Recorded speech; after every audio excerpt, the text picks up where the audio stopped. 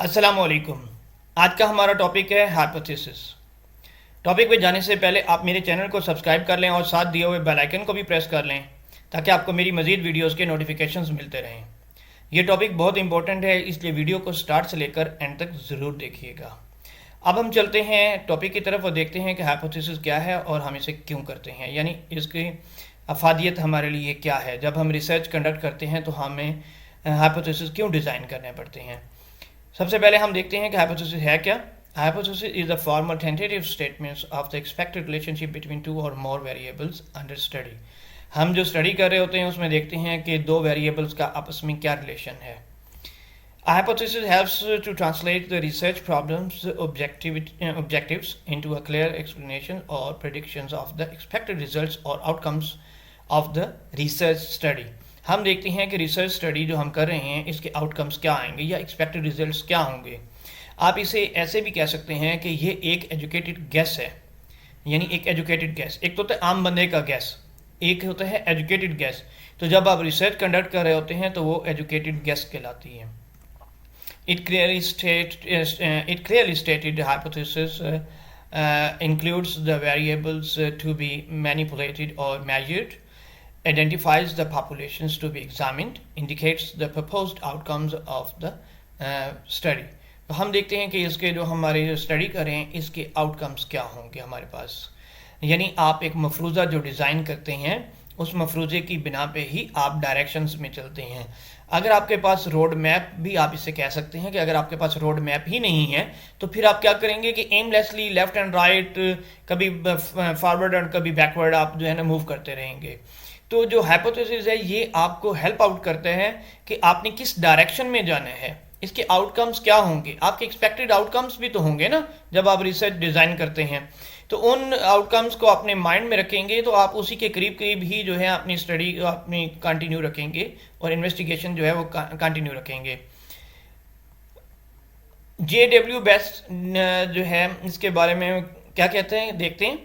Hypothesis is a achieved guess or inference that is formulated and provisionally adopted to explain observed facts or conditions to guide in further investigation. ये further investigations के लिए आप ऐसे समझ कर सकते हैं, ये हमें गाइड करते हैं कि आपने इन्वेस्टिगेशन कैसे करनी है, किस सिमत में आपने जाना है। According to Oxford dictionary, an idea or explanation of something that is based on a few known facts but that has not yet been proved to be true or correct.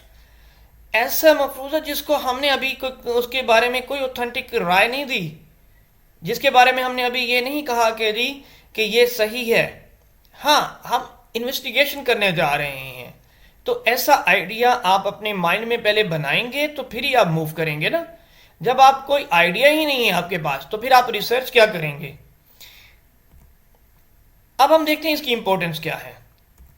Hypothesis enables the researchers to objectively investigate new areas of discovery. New areas of discovery जो है ये provide करते हैं।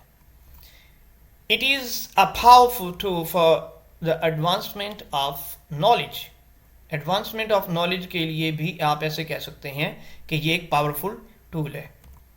It provides objectivity to the research activity.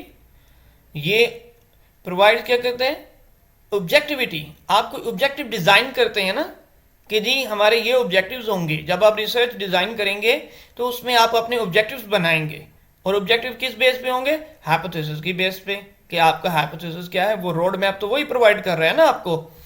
It provides directions to conduct research. Direction होगी कि आपने left जाना है, राइट जाना है, फॉरवर्ड जाना है, कहाँ जाना है। तो ये आपके लिए आप ऐसे समझ लें, that is the important point, that is the important element. इसके बगैर आपकी रिसर्च ऐसे है कि आप एमलेसली जो है इधर मूव कर रहे हैं, उधर जा रहे हैं, इधर जा रहे हैं। It provides clear specific goals to the researchers. ये क्लियर और स्पेसिफिक गोल्स डिज़ाइन करने में रिसर्चर को मदद फ्राहम करता है। It provides link between theories and actual practical research. वो थीरीज जो होती हैं उनके दरमियान में और एक्चुअल प्रैक्टिकल रिसर्च के दरमियान में ये लिंक जो है वो जनरेट करता है। It provides a bridge between theory and reality. Theory mind में रखना और रियलिटी दोनों के दरमियान में जो है ये एक ब्रिज का काम करता है। It suggest which type of research is likely to be most appropriate, और ये हमें इस चीज में भी गाइड करता है कि आपकी रिसर्च कैसी होगी, क्वालिटेटिव होगी या क्वांटिटेटिव होगी। It stimulates the thinking process of researcher, ये स्टिमुलेट करता है थिंकिंग प्रोसेस को भी। It also determines the most appropriate research design and techniques of data analysis. ये क्या है कि हमें या रिसर्चर्स को ये डिटर्मिन करने में कि उसने कौन से जो है वो टूल्स यूज़ करने हैं, कौन सी रिसर्च डिज़ाइन करनी है और कौन सी टेक्निक्स यूज़ करके उसने डाटा को एनालाइज करना है। It serves as framework for drawing conclusions of a research. Definitely कि आपका कंक्लूजन भी जो है उसको डिज़ाइन करने में भी आपका हाइपोथेसिस जो है वो मेजर रोल प्ले करता है। विदाउट हाइपोथेसिस, बगैर हाइपोथेसिस का मतलब ऐसे ही है, research would be like aimless wandering, कि आप बिला मकसद इधर उधर जो है वो मूव कर रहे हैं। तो जब तक आपने अपना कोई हाइपोथेसिस डिज़ाइन नहीं किया तो इसका मतलब है कि आप बादलों की तरह आसमान में जो है घूम रहे हैं जिसकी कोई लिमिट ही नहीं है। ठीक है, तो आप सबसे पहले जब भी रिसर्च डिज़ाइन करेंगे तो आपने अपना हाइपोथेसिस डिज़ाइन करना है। अब हम देखते हैं थ्योरेटिकल और कंसेप्चुअल फ्रेमवर्क। सोर्सेज क्या होते हैं, हाइपोथेसिस कैसे डिज़ाइन कर सकते हैं, क्वेश्चन ये भी दिमाग में आता है ना, हम कहाँ से ये हाइपोथेसिस डिज़ाइन करें। तो हाइपोथेसिस डिज़ाइन करने के लिए आपके पास सबसे पहला सोर्स है वो है प्रीवियस रिसर्चेस। आप प्रीवियस रिसर्चेस से जो है अपने न्यू हाइपोथेसिस, उनकी जो फाइंडिंग्स हैं उनसे न्यू हाइपोथेसिस डिज़ाइन कर सकते हैं। एकेडमिक लिटरेचर आपके पास अवेलेबल है, उससे भी आप हाइपोथेसिस डिज़ाइन कर सकते हैं। रियल लाइफ एक्सपीरियंसेस हैं, उनसे भी आप हाइपोथेसिस डिज़ाइन कर सकते हैं। अब हम देखते हैं कि जी हम प्रीवियस रिसर्चेस से कैसे हाइपोथेसिस जो है वो डिज़ाइन कर सकते हैं। For example, findings of the previous studies may be used for framing the hypothesis for another study। हम यानी प्रीवियस स्टडीज से जो है वो न्यू हाइपोथेसिस भी डिज़ाइन कर सकते हैं। कैसे? Look at this. For example, in a small sample descriptive study, a researcher found that a number of patients admitted with coronary artery disease had increased body mass index। अब इससे देखें कि एक और रिसर्चर कैसे जो है वो हाइपोथेसिस डिज़ाइन करता है। In another research study, a researcher may use this finding to formulate a hypothesis as obese patients have increased risk for development of coronary artery disease। तो इस तरह उसने जो है एक और हाइपोथेसिस जो है वो डिज़ाइन कर लिया। एकेडमिक लिटरेचर, जैसे हमने पहले बात की कि एकेडमिक लिटरेचर से हम जो है वो हाइपोथेसिस डिज़ाइन कर सकते हैं। Academic literature is based on formal theories, empirical evidences, experiences, observations, conceptualizations of academicians. These literature may serve as good sources for formulating hypotheses for research studies। ये भी हमारे लिए जो है एक बेटर वे है कि हम इनसे जो है डिफरेंट हाइपोथेसिस जो हैं वो डिज़ाइन कर लें। रियल लाइफ एक्सपीरियंस से भी हम हाइपोथेसिस डिज़ाइन कर सकते हैं। कैसे? Real life experiences also contribute in the formulation of hypotheses for research studies। कैसे?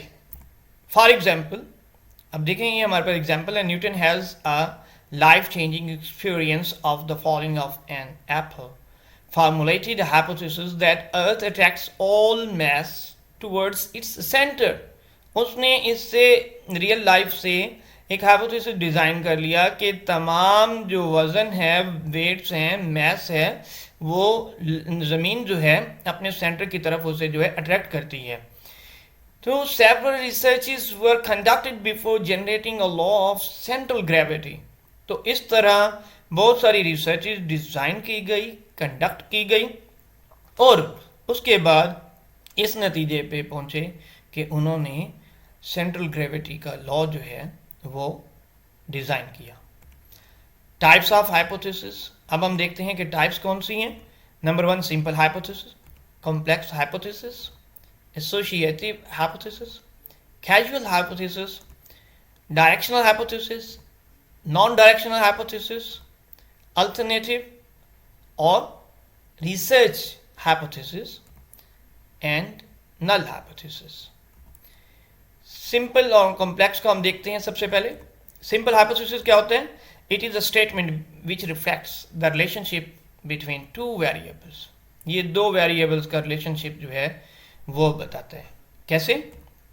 For example, students who eat breakfast will perform better on a math exam than students who do not eat breakfast.